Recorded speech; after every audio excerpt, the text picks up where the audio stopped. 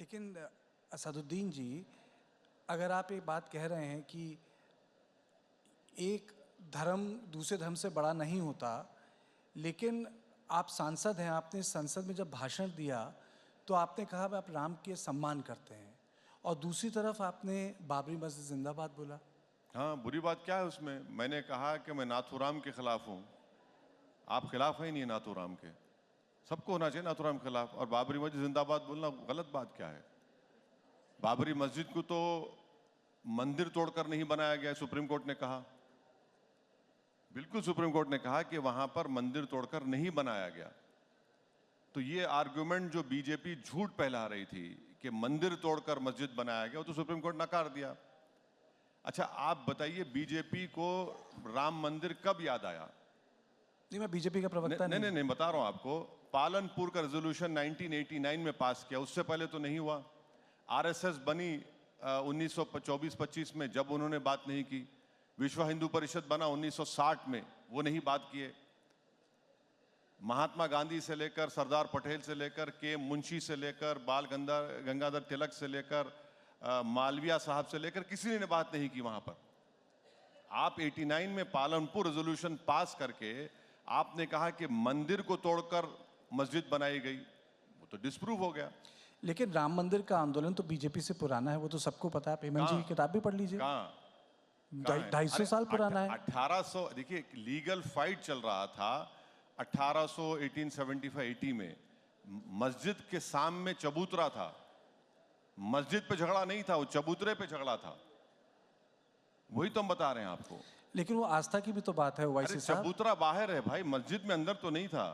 आपने चबूतरे को छोड़कर मस्जिद के अंदर मूर्तियां रख दी और उसके बाद लॉक डाल दिए। अच्छा, आपको मालूम कि जो कलेक्टर साहब ने ये मूर्तियां रखकर मस्जिद को बंद किया, वो बाद में नायर साहब जनसंघ के एमपी बन गए वहां से। नहीं, वो ठीक है, लेकिन आपको नहीं लगता कि अगर इन तीन चीज़ों पे समन्वय हो जाता, जैसा कि बोला जा रहा था 80 के दशक में, कि वापस कर दिया जाए काशी, मथुरा, अयोध्या, तो बड़े मसले हल हो जाएंगे? नहीं, आप सब चीज ले लीजिए ना, वो दो क्यों लेते आप?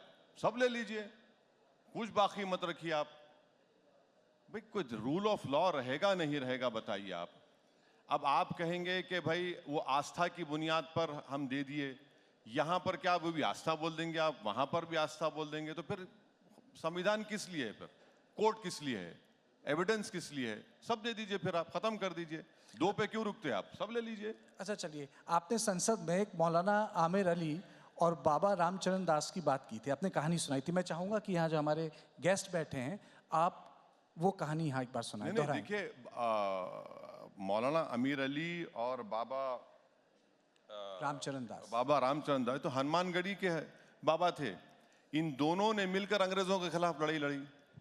इन दोनों ने मिलकर, एक मौलाना है, एक हनुमानगढ़ी के पुजारी हैं, इन दोनों ने मिलकर, ये खूबसूरती है इस देश की।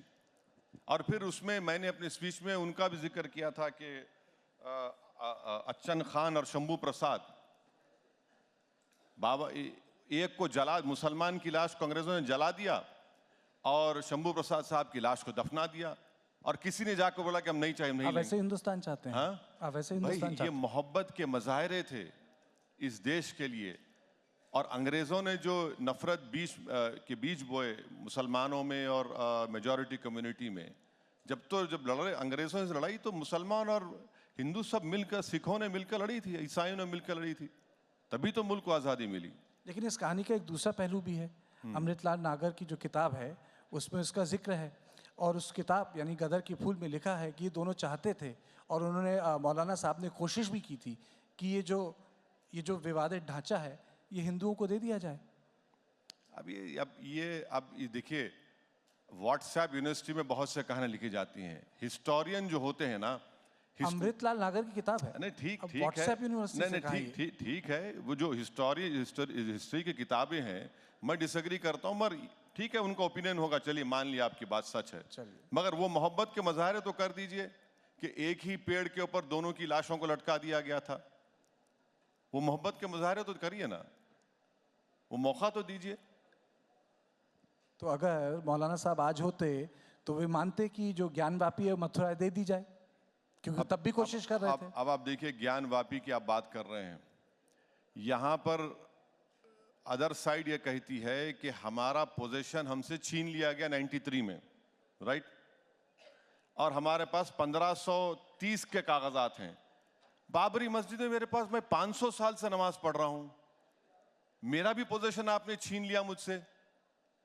यहां पर आपको इजाजत मिल जाती है और मुझे वहां पर नहीं मिलती। अब आपको मालूम कि मथुरा की आप बात कर रहे हैं, जो एग्रीमेंट 1960s में मुसलमान और हिंदू पक्ष में, उस पर सिग्नेटरी कौन था हिंदू तरफ से? मालविया साहब थे, मदन मोहन मालविया। लेकिन बात तो आस्था की है। नहीं, इनसे बड़ा कोई हिंदू हो सकता मदन मोहन मालविया से? कि नरेंद्र मोदी, मदन मोहन मालविया से बड़े हिंदू हैं? एग्रीमेंट साइन होकर मुसलमानों ने 8 एकड़ जमीन दी, 8 एकड़ जमीन दी। अब आप उसको, आप 2023 में आप खोल रहे हैं उसको। लेकिन वाईसी साहब, अगर आस्था के मामले, मेरे ख्याल से मथुरा, काशी और नहीं, अयोध्या एकदम अलग हैं बाकी मंदिरों से। नहीं, देश आस्था पे नहीं चल सकता ना। कल अगर मैं पावर में आ जाऊंगा गलती से, मैं गलती से पावर में आ गया, अभी क्या? भी पावरफुल हैं सुनिए आप, अभी भी नहीं, पावरफुल सुनिए, हैं। अगर गलती से मैं प्राइम मिनिस्टर बन गया और मेरे पास भी 300 MP आ गए गलती से, मैंने ख्वाब में भी नहीं सोचता हूं मगर कह रहा हूं, मैं कहूंगा मेरी आस्था, क्या करेंगे आप? यही तो हम कह रहे हैं ना कि देखिए, आस्था पे नहीं चल सकेगा। ये तो हाइपोथेटिकल सवाल है, तो अदालत ने किया है। अरे नहीं, अदालत के पास वही लोग तो गए। आप जब 91 का प्लेसेस ऑफ वर्शिप एक्ट बना दिए, फिर आप ये क्यों कर रहे हैं? जब आपने कह दिया कि 15 अगस्त 1947 को बाबरी मस्जिद को छोड़कर जो भी रिलीजियस प्लेस होगा उसके कैरेक्टर में, नेचर में तब्दीली नहीं आएगी, तो फिर ये सब क्यों हो रहा है? फिर आप ये कह रहे हैं कि मुस्लिम पक्ष को ठीक से सुना नहीं जा रहा? जी, आप कह रहे हैं कि मुस्लिम पक्ष को ठीक से सुना नहीं जा रहा? नहीं, मैं ये कह रहा हूं कि जब कानून बना दिए तो कानून को फॉलो करिए। जब सुप्रीम कोर्ट ने बाबरी मस्जिद, राम मंदिर डिस्प्यूट में कह दिया कि places of worship act 91 basic structure से उसका ताल्लुक है और नॉन डिट्रोगेशन का वर्ड इस्तेमाल किया, तो उसको फॉलो करिए।